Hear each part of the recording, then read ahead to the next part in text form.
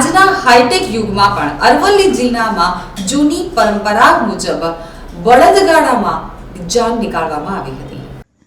ગુજરાતમાં હાલ લગ્નસરાની સિઝન ચાલી રહી છે, ત્યારે લગ્ન નક્કી થાય ત્યાંથી લગભગ 4 થી 6 મહિના અગાઉ લગ્નના વરઘોડા માટે મોંઘા ભાવના બેન્ડ, ડીજે, ઘોડા, બગ્ગી વગેરે નક્કી કરવામાં આવે છે।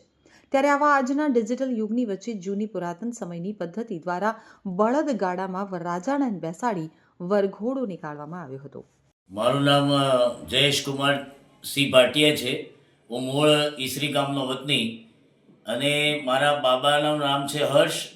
એના મેરેજ આવતીકાલે એની જાન જાય છે, પણ આજે એનો વરઘોડો છે અથવા દેવદર્શન એનું નામ અમે આપ્યું છે, કારણ કે વરઘોડો કહીએ તો પાછો ઘોડો વચ્ચે આવે, એટલે મેં એને દેવદર્શનથી ઉપમા આપી।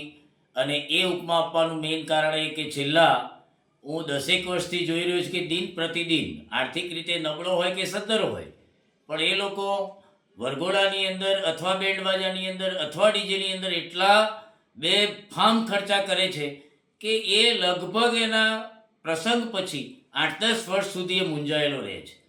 અને નંબર 2, સૌથી અગત્યની બાબત તો એ કે ભારતીય સંસ્કૃતિ દિવસે દિવસે ભૂસાઈને ખલાસ થઈ ગઈ। એટલે મારા માઇન્ડની અંદર 1 વર્ષથી વિચાર ચાલતો હતો કે મારા બાબા હર્ષના મેરેજ જ્યારે આવશે ત્યારે હું એવું કંઈક કરીશ કે ખર્ચો તો ઠીક છે, પણ આવનાર પેઢી અને વર્તમાન પેઢીને ખબર પડે કે આપણા વડવાઓ, બાપ દાદાઓ કેવી રીતે જાન લઈને જતા હતા અને કેવી રીતે પરણતા હતા। એટલે મને એક વિચાર આવ્યો, ભાઈ ચલો બળદગાડું કરીએ અને એને ઇકો ફ્રેન્ડલીથી સજાવીએ અને ઓછામાં ઓછા ખર્ચે સમાજને એવો એક આપણે ઉપદેશ આપીએ કે આપણી રસ્તે ચાલે અને આર્થિક રીતે બોજની અંદરથી બચી એમનું ભાવિ ઉજળું બનાવે।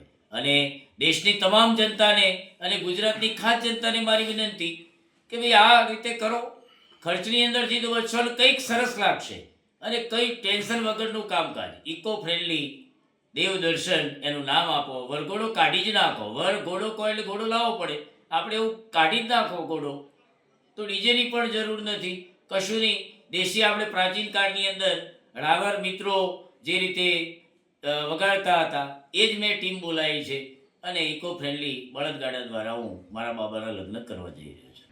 ગુજરાતમાં હાલ લગ્ન પ્રસંગમાં હાથી, ઘોડા, ગાડી, બગ્ગીઓમાં વરરાજાના વરઘોડા નીકાળવાનું દેખાદેખીમાં ચલણ વધી રહ્યું છે, પરંતુ હાલ અમદાવાદ અને અરવલ્લી જિલ્લાના મેઘરજ તાલુકાના ઈસરી ગામના વતનીના પુત્રના લગ્ન ઈસરી મુકામે લગ્નનું આયોજન કરાયું હતું। અહીં વરરાજા મોંઘી દાટ કાર નહીં, પરંતુ પ્રાચીન સંસ્કૃતિ અનુસાર બળદગાડામાં વરઘોડો યોજવામાં આવ્યો હતો। આ અનોખો વરઘોડો ગામમાં આકર્ષણનું કેન્દ્ર બન્યો હતો। આજના યુગમાં સાદું બળદગાડું દેખાતું પણ નથી, ત્યારે ઈસરી ગામના જયેશભાઈ ચતુરભાઈ ભાટિયા પરિવારના સુપુત્ર હર્ષના શુભ લગ્ન પ્રસંગે બળદ અને ગાડાને શણગારેલા બળદગાડામાં વરઘોડો નીકાળી દાયકાઓ પહેલાની પરંપરાને ઉજાગર કરી નવી પેઢીને લગ્નની જૂની પરંપરાથી અવગત કરાવ્યા હતા।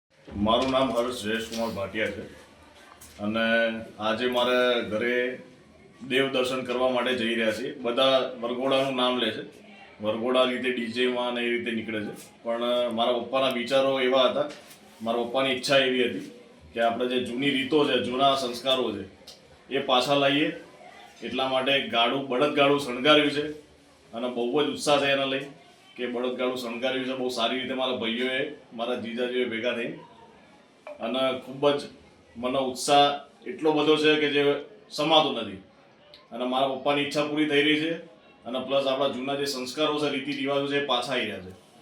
આના આવનાર પેઢીઓને બી હું એમ કહેવા માંગુ છું કે આ વસ્તુ આપણે કરવી જોઈએ અને હું આની સરાહના વધારે કરું છું।